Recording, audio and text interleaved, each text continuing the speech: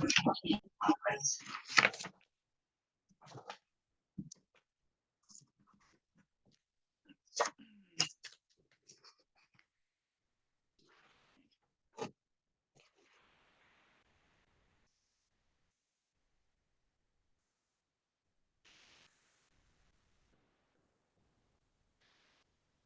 morning.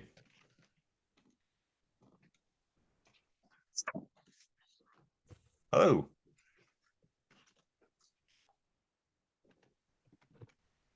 Can you hear me? I can hear you. Good morning. Good morning. How are you today? I'm good. Outstanding. Good to hear. You look handsome in your suit. Oh, well, thank you. Yeah. So, I'm Stacy Radcliffe. Hi. Hi. Hi. So, tell the viewers a little something about yourself, Mick. Yeah, so I think I say the Doctor of Digital is my nom de plume. It's the one that I have a podcast and I do business work. I also a co-host of what's called The Aftermath, which is a new podcast. And so from those, I do both business and personal. The Doctor of Digital is the business one, and the personal side is the aftermath. And so I'm one of those people who had a custody alienation type of situation. I wrote the novel about that, Burning America in the Best Interests of the Children, with a question mark on that situation. So I think a combination of both personal and professional gives you a little bit of background about who and what I am. Okay. So, tell my viewers what the personal background is as far. Well, let's start with the professional, and then we could dive into the personal a little bit, as much as you want to tell us. Oh, I'm open book. So yeah, feel free to ask away. There's nothing that I would say I wouldn't talk about. Oh, some people are squeamish, but no, I'm an open book. But in terms of personal, I was that the doctor part came from I was a long time educator, so executive region director, campus dean, professor, did a lot of work in education, various levels. And throughout my career, it actually was everything from preschool through graduate school. So every type of educational level I've done. And the primary goal when I initially got my degree was to be a stand-up professor. So liberal arts background, historian of religions, and also just general history. And I really enjoyed that. But I think then I moved into consulting because I realized with the internet as it came about in 1994, I thought there's this whole new world that's out there and it's sprawled and gone into all different kind of directions. And that's how we get to meet and we do these things that we are. But I thought that was very interesting. So I started doing some consulting in 1998, started my own consulting firm. And then more recently, I focused on digital marketing, but I also am a voice talent. I do recordings, audiobooks, things like that, commercials, narratives. And then as an author, both of novel and academic writing, there's something like 78 publications. And I'm also adapting the novel now as a screenplay. So I'm also going to be a screenwriter, let's say, hope. So a lot of things to do in terms of professional background. Wow. That's a lot of stuff. I mean, like I'm just taking a list in my head and I'm just like, wait, hold on. Let's talk about the historian of religion. I need to talk about that part. And then you were like, the digital marketing, I need to talk about that because I feel like that's what I don't know if you remember me saying it, but I feel like that's something that I need to start doing once I finish up this season. Sure. I try to end the season because we're going a different route. We're pretty much trying to create a business, and so aside from Avon and insurance and all that other stuff, this is the biggest we've ever gotten into, Good.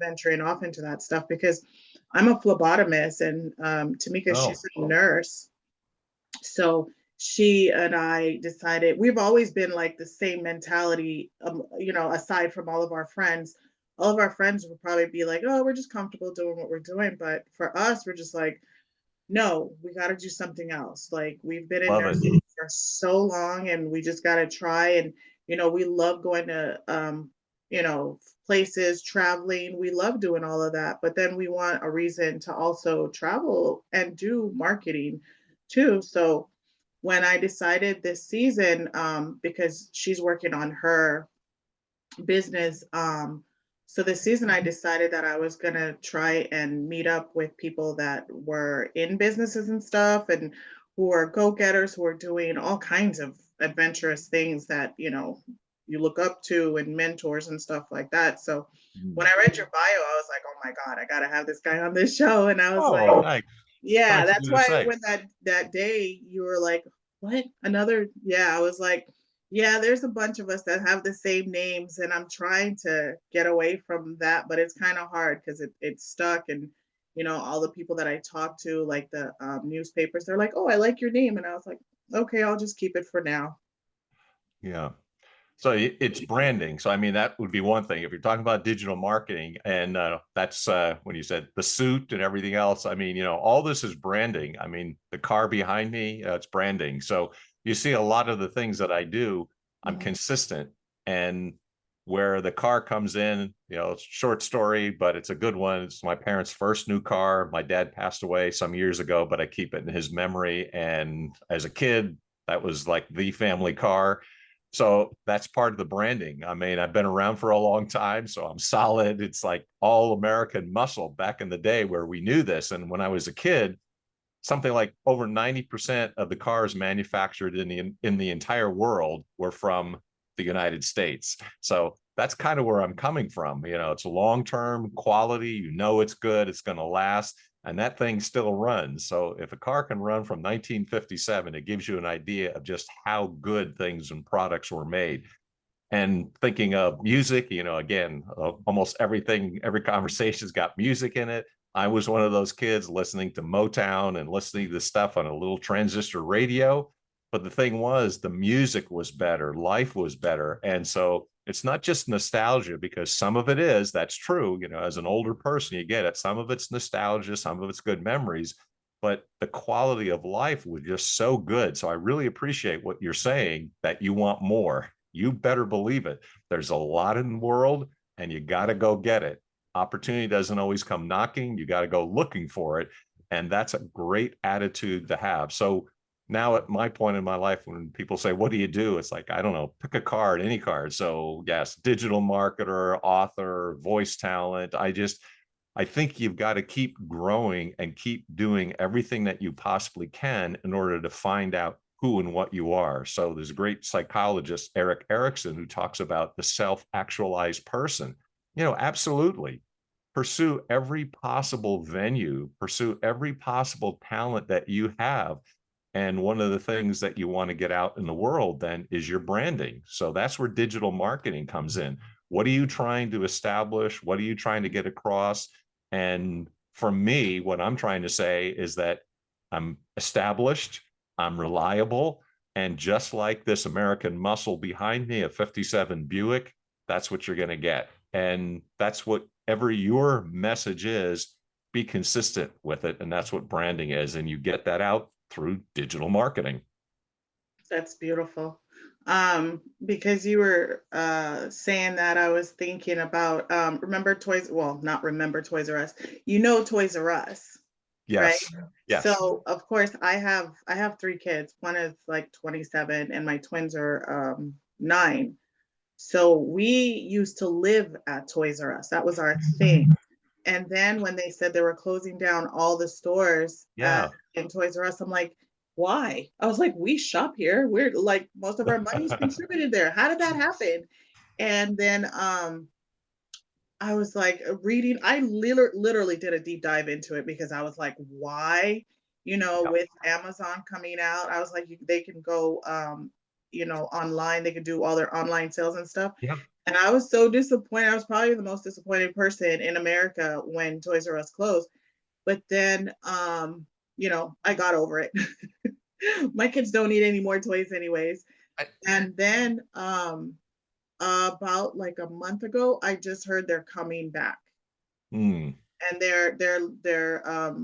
they combined with Macy's, and I was just thinking, that's right. Like the motivation that I got from hearing that, because I was like, even a company that had a fall, they managed to come back, and they combined forces, collaborated, and now they're back, because you got to evolve with the time. And yes. I was just like, this this is the reason why I ended up changing up the podcast a little bit. Like at the beginning, we had, we didn't really take it seriously. It was just something to joke around. And then we started getting all of our friends on there. And then towards the end, we started monetizing, and it was the money was just sitting there. We're just like, what are we going to do? And everybody's like, we're over it.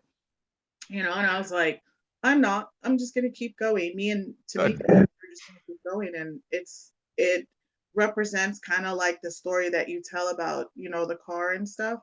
So that's why I was thinking, you always got to change, and you always got to evolve with everything that's going on in this world, because you'll be left behind. So I Yep. understand your story, and I get it wholeheartedly. I get it. Yeah, there's all kinds of companies. The great person to study here is Jack Welch. So I used to teach at a university that's associated with the Jack Welch Management Institute. And Jack is great. He passed on, but I mean, he at one time he had taught something like 35 of the 38 top CEOs in the United States, an incredible record. And he trained them, and he has a great saying, it's buy them or beat them. I mean, in terms of competition, he's right. Either you make enough money and you buy your competition, or you've got to figure out a way to beat them. So there are those really horror stories that you say. At one time, when a person was going to get a tissue, they would say, well, give me a Kleenex. Well, Kleenex is a company name. Mm. Likewise, at one time, people used to say, because this is my age coming through, people used to say, get me a Xerox. Well, Xerox is a company, but they meant copy because they were the first copying company that was out there. Well, Xerox is dead. Kleenex has got all kinds of challenges, and there are places like this. Blockbuster used to be huge, but they Yeah. got kicked out because of Netflix. So your point is that absolutely valid. You either have to adjust and accommodate the market shifts and be wise enough to see that when it's happening, or you're going to fall by the wayside. But coming back like Toys R Us would be awesome. And again, it's collaboration. Find the people and get a team around you. I mean, I'm a sports analogy, so I'm too short. I love basketball, but I'm only 6'2". But the thing is, you learn this from sports. Yes, it's a team effort, and every person on your team is really key. They do what they can do in order to make everybody better and the entire team stronger. And that's where you come up with saying, yes, we've got a team and we've got to collaborate, because not everybody can pass, not everybody can dribble, not everybody can shoot, not everybody can rebound. But in basketball or any sport, this is what you find. And so for a lot of us, especially boys, this is the thing that we learn, and we get it from sports. If we play sports, we realize, well, one guy is a home run hitter and another guy's a base stealer. And, you try to bring all those elements together in order to have a winning team. And business is much like that. Find those people who are out there that have the determination and also are a good team player, and they can provide something of value for whatever your goal is. Yeah, that's awesome. I wish someone can create like this network of podcasters. Like if you are a podcaster, you're in it, and you can meet all kinds of people, because this is like the only business where, you really don't have competitors. You have collaborators. Mm-hmm. And I think that's really cool. I mean, even if you see somebody and they're getting ahead and they're doing better, or they're doing greater or bigger, they can always like help you out, Mm-hmm. because I have a couple people that I was like, wow, they're doing this. And then all of a sudden they started following me, and I was like, oh, okay, because I sent them a question, because I had a question that needed to be answered. So I was just intrigued. I fell into this rabbit hole, and I don't even really feel like getting out right now. So I'm excited about it. So because I am so new at, not new at the editing, not new at the, but probably really new at the marketing. We came up with a couple ideas and stuff. I mean, we are going like full force and taking a month off to just go different towns because we live in like Palm Desert, Palm Springs area in Oh, okay. California. Yeah. Yeah, so just going to like beach cities and stuff and promoting the podcast, and Hmm. we're looking into doing some video logs on our journey and stuff. So do you have any advice for me? Yeah, definitely. When you're get the branding is important, and branding means everything that you do from if it's an established company in a brick and mortar, Mm-hmm. branding is the person who is picking up the phone has got to reflect who and what you are, Mm-hmm. the images that you have, your presentation of all of your material, and your follow-up. So branding is a little bit broader because usually people think of, well, I've got a logo or like the thing that you have behind you. Like, well, yes, part of that is that's branding, but also who and what you are. Because be authentic, be yourself, and that's the best thing that you can do. You say who and what you are, this is what you're all about, and then be consistent with that.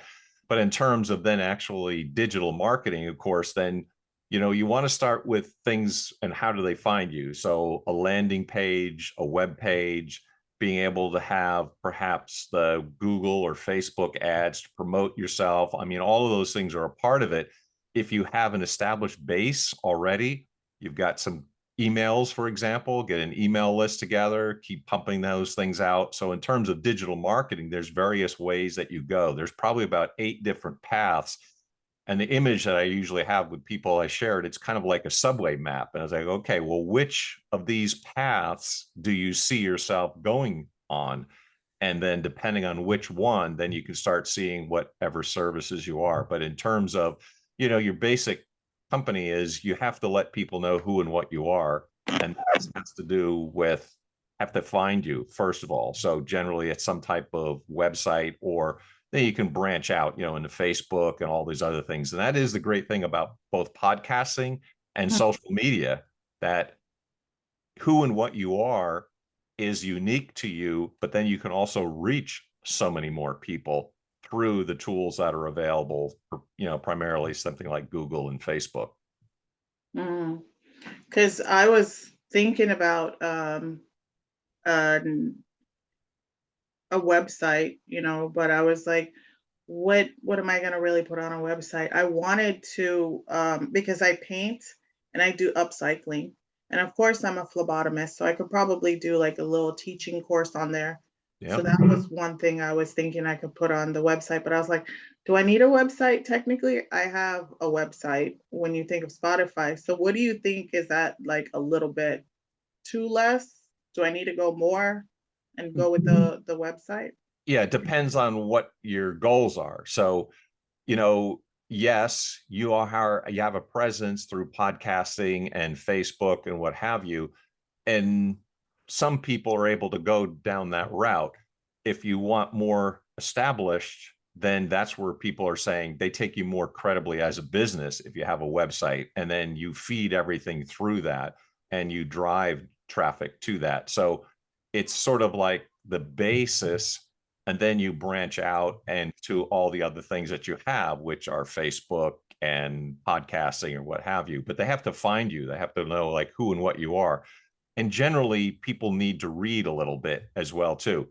Think of it this way: the statistics show you that a person has to make 7 contacts before you get on board, which means 7 different ways. So either they've heard you, they've emailed, you've emailed them, they've looked at your website, checked you out on Facebook, 7 different contact points before you get them on your side. And then a lot of times that's where a website will come in, because they're going to look you up. They want to know, like, okay, is this just a person who's just a voice and just on Facebook, which everybody has access to?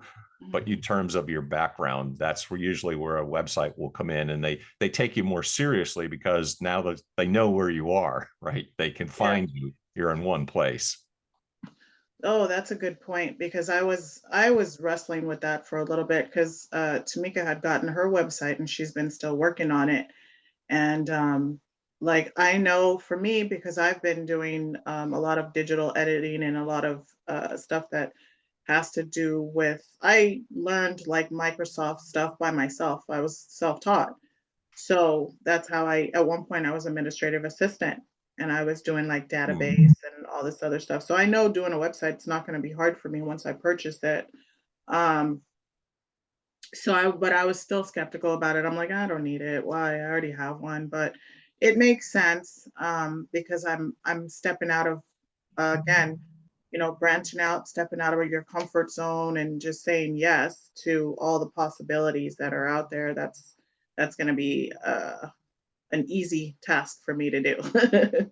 Yeah, and they can find you. They know where you are, and you drive everything to that in a sense. So then they can find whatever their particular medium is. Because some people will want to listen, some people will want to connect on Facebook, some people will find you in different ways. But having a website, it just kind of gives you that credibility that they know who and what you are, and then they can read. You can tell your background, and that's a personal side. Like I said, if you say you're a phlebotomist, well, then people, it's like, okay, well, there's something more to that person because they know who and what you are. They feel like they know you better. That's, I think, what it comes down to.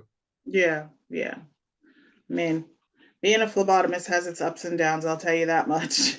Well, I would tell you this because I've had some bad experiences, one really horrible one, but a good phlebotomist is what you really want. My cousin is a phlebotomist in Pennsylvania, and she's phenomenal, and she's a really good heart, and I mean all the great things that you find. And I ask these people when they're about their, I go, "Are you good? Just let me know." And I have these really great veins too, and that's what I tell them. It's like, I'm easy. I know I'm easy. You can get vein. My veins on both arms are great, but I'd rather stick on my left just because I'm right-handed.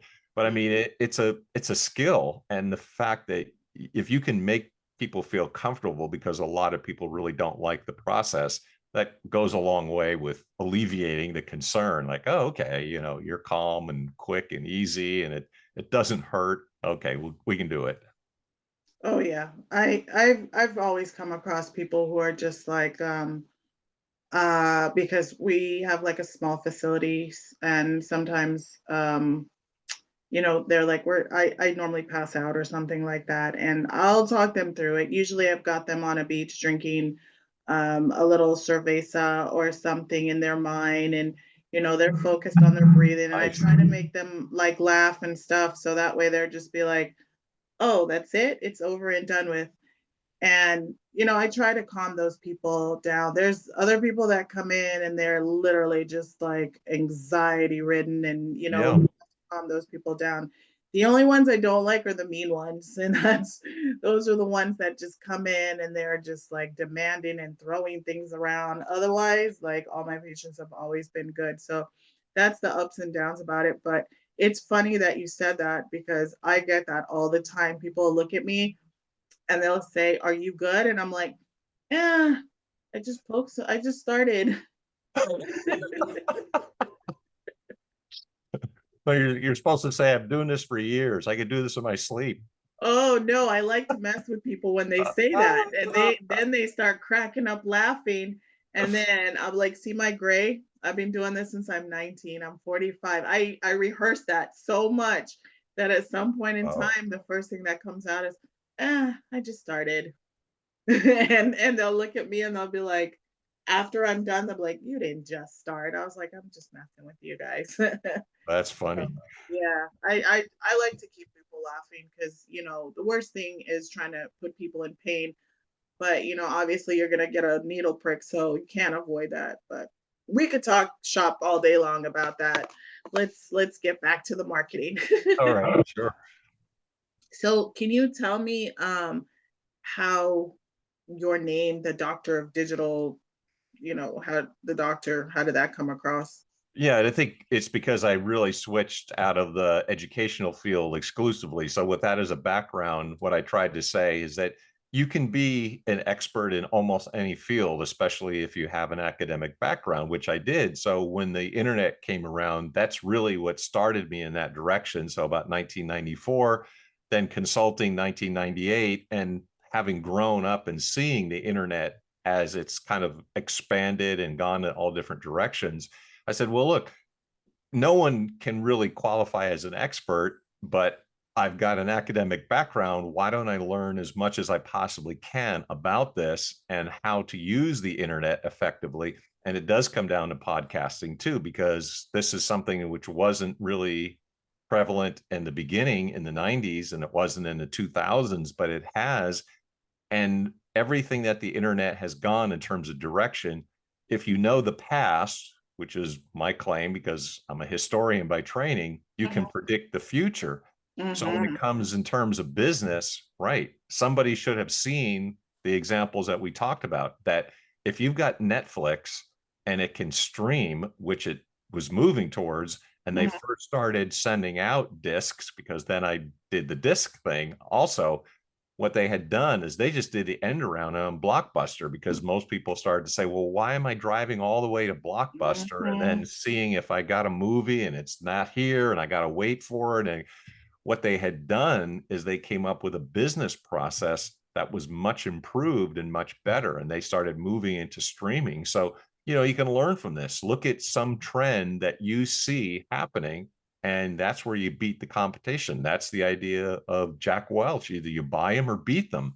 How do you beat your competition? Who are you competing against? What are they doing? You can learn from your competitors. When it comes to digital marketing, what I do when it comes to website, for example, I'll give a free complimentary analysis of a website versus your competitors. And some people in business don't even think about that. Well, how are you going to profit in business if you don't know what your competitors are doing and how you stack up next to them? Because I'll guarantee you that your clients or potential clients, that's what they're doing. In sales, there's a thing called the funnel. So there's the top of the funnel and at the bottom of the funnel. And the way sales are going now is the fact that by the time a person contacts you, they've already looked on the internet, they've already talked to their friends or talked to other people, looked at social media, looked at Yelp reviews, all of that. So by the time they're contacting you, they're at the bottom of the so-called funnel. In other words, they're ready to purchase. And you need to know that, because whatever services you have, they're ready.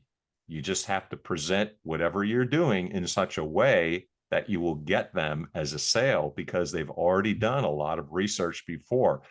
And it's different than the old days. See, the old days it was marketing and it wasn't digital. So people would be trying to go somewhere and get all the information from a person rather than doing all the research that they do online and looking things up before they get to you. But by the time they get to you, they're most likely at the bottom of the funnel. They're Mm-hmm. ready to purchase. And if you make that process easy and they like you and they enjoy hearing what you're saying, you're going to get a client out of that. Wow. I wish I had this information before I even started, what was it, the matchmaker, because I didn't think I was going to get so many people at a time. That's why there was like so many confusions with time zone, and obviously with you, you're like, there's so many names you got, that's out Yeah. there. And even one person emailed me and they were like, because of the name that I have, they're just like, oh, I don't think our podcast is going to be in line. And I was like, did you not listen to it? And I was like, I thought about it and I was like, yeah, my first season, we were kind of goofing off. So we didn't take it seriously. And so I have to rebrand it and do some more marketing. And so I actually don't know like what they were listening to, but the last couple of this last season, second season and third season, you could tell we were taking it a little bit more seriously. Good. And this season, I'm actually proud of it because I'm meeting wonderful people like you guys. Like I'm so excited to meet professionals. And I mean, you're a professor. I look up to people who are professors, lawyers, doctors more than I do. Um, well, I mean, I kind of, look up to a lot of people who are willing to go, out of their way and do the best that they can do. They get there. You know what I mean? When Mhm. other people are just sitting there judging them for getting there, they got there. So I appreciate that. And, so can you tell me more about your podcast? Like what is it all? I mean, I kind of listened to a little snippet, and of course, I'm going to start listening now because all of this information you just gave me is like gold to me. So I need as much as I can get. Oh, well, if I can help, I'm glad to help. But I'm glad you found it useful. But yeah, what I did with the professional side, the specific Doctor of Digital podcast, was I'm talking to business leaders, CEOs, people who I think what you're describing have been successful in what they've done, and they're from all different backgrounds. One was a franchise owner, one was a voice coach, one invests in real estate, one was a video person, one was in HR. There's just all kinds of things that people are doing. And I said, you'd make a great guest because I'm looking for people who are CEOs or business leaders and who have been successful. So ask people about their background. What do they find in their field? What's the important topics in their field? What should people who are listening to them think about, and how their business could benefit from what they had said? So what I was trying to do there, and what I feel is that people are hearing from a number of different people in various fields that you can benefit from, or hearing what their experience have been like in order to find out how to be successful in business. So that's what I was trying to do with that. And then say with the aftermath was a different, where I co-host, it's the personal side where I said, yeah, well, life interferes with what you're doing. So there's a great John Lennon line that I quote all the time, that life is what happens when you're busy making other plans. Like, I love that quote because you're doing a lot of things and you think you have a focus, but there's just those ordinary things in life that come up. So what I'm trying to say, I guess, is to suggest that your personal life and your business life are very difficult to keep totally separate, because it's almost impossible, especially because of the internet and because of the way that we live and the way that things have changed. So we have the different time zones, and the internet has connected us, for example, everywhere in the world. I Mhm. was speaking to a guy from Nigeria before this call. I give you an idea. Now, how would I ever speak to someone in Nigeria before the internet? Well, it's not going to happen. But what this does in terms of the internet is that it's brought everybody together in some ways, and it's bridged time and space, which we've never had. So it's a unique opportunity in world history. We've never had anything like this. You used to have to get on a boat and take 6 weeks to cross the Atlantic, and there were storms, and the boats weren't that good, and people would have shipwrecks and what have you. Well, we don't have those issues anymore. And what we can do is to benefit from hearing from other people and how they've done successful things in terms of their business. So that's what the Doctor of Digital podcast started out with. And I've also associated with a global company. The way we phrase it is, there's a slogan that we use: global knowledge, but local results. Meaning that it's a company that's in over 80 countries. It's helped over 150,000 businesses over the course of the years, but you can tap into that network. So when I say there's, say, 8 different paths on digital marketing, what I can do is, at a moment's notice, I can get a hold of people from all over the world: Brazil, Mexico, South Africa, Switzerland, and they are the best at what they do. So whether it's SEO or building a website or email marketing or whatever it is, I call on them as a vendor, and we work together, because that's part of the collaboration. Where I've been a manager before, or an executive, the difficulty in the staff is the same problems that you have is what they're having. And, their cars are breaking down, and they got childcare and elder care issues, and, all kinds of things. So I don't have a staff, but I have a network of people to call into. And then whenever I have a client, for example, I just find the best in the world, literally. And then we plug them in, and that company can benefit as a result. Wow.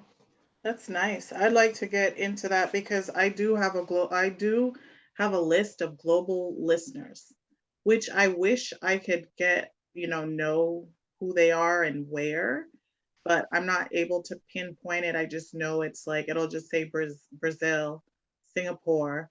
So that way I can like branch out and see what sort of podcasts they have on their end and try to link up with theirs so that way I could branch out a little bit more because I really didn't think I was going to go global until I was just like clicked on the app and they're giving me my analytics, and I was like, oh my God.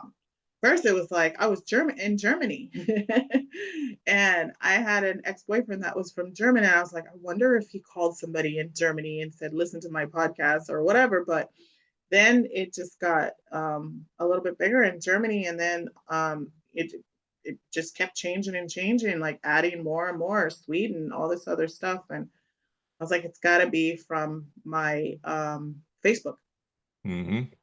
Yeah. So, but yeah, this would be a great opportunity to just to let everybody know like how they can get a hold of you if they need any tips and anything more that you could. Sure. Yeah, absolutely.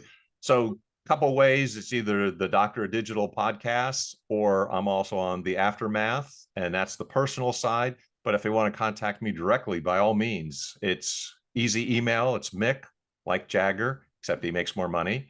Mick.Smith at WSI World. It stands for We Simplify the Internet. So Mick.Smith at WSIWorld.com. So you can contact me directly, listen to the podcast, or either one, Doctor of Digital or the Aftermath. And glad to help people. And it's the conversations that are great. It's global conversations. It is that global knowledge, but local results. And what you can do for yourself in terms of running a business is, what would you like to get out of that business when you monetize and you have some services that people would be interested in? So whatever that might be, offer something, service, offer a sales, whatever it might be. If you got a good branding, t-shirts, clothing, something like that. If people are listening, they obviously are interested in what you're doing. So you're on the right track. You got listeners. That's really cool. Yeah, sometimes they're like, why? Well, here, I can tell you the why, because if you are authentic, that's the best way. So people will put on masks and people will be something else that maybe society wants or other people want or what have you. But if you are true to yourself, as Shakespeare stated, to thine own self be true. True. If Yeah. you are authentic, people respond to that. Because if I would say one thing I've known and heard so much post pandemic is that people were so isolated with the lockdowns and the restrictions and the no travel. They said they're looking for connection. Well, that's who and what we are as humans. We want connection with people. And so when you're authentic, that's what people are responding to, your authenticity. Because especially after the pandemic, that's really what was one of the primary drivers of podcasting. People were isolated and they go, well, I got to hear something. I've got to make connection. They Yeah. started listening to podcasts, Yeah. and Yeah. you're in their ears, right? I mean, that's it. Yeah. You're right in their head. That's the thing about podcasting. Yeah. And since we're kind of still in the pandemic, I think that's what's making the podcasting such a big thing because, television's kind of like it kind of it's it's like when you used to let your kids just sit there and watch TV so you can go clean the kitchen floor for like about 5 minutes, but then when you're done, they're just like, okay, we got to go play because they're just as sick of sitting there. And but you could drive down like a long road or long Yeah. trip or journey. Yeah, so Mm-hmm. podcasting has come a long way. I don't even believe that I'm on it. I feel like a superstar now that I'm on it. Oh, that's great. That's good. Oh, pat yourself on the back. Yeah. Awesome. Well, I want to thank you for being on the show. I really appreciate Sure. it. Fun. And I you also have a book, right? Yes, I do. I have Yes. Burning America. Burning America. How do we get this book? There, you could go to my website, which is burning-america.com, but it's also on Amazon, Barnes and Noble, Walmart, and Target. So any of your primary bookstores you can get it from, or just the website, burning-america or america.com. Okay. I want to thank you so much for being on the show. I appreciate you taking the time out. Likewise, appreciate your time. I love the fact that you have drive and being authentic, two really key things that not everybody has. And I can see your gifts and talents, but just share it with the world. Oh, I will. Awesome. All right. I will send you an email shortly. Okay. Sounds good. Thanks All for your right. time. Be well. You too. Bye bye. Bye now. Day is full.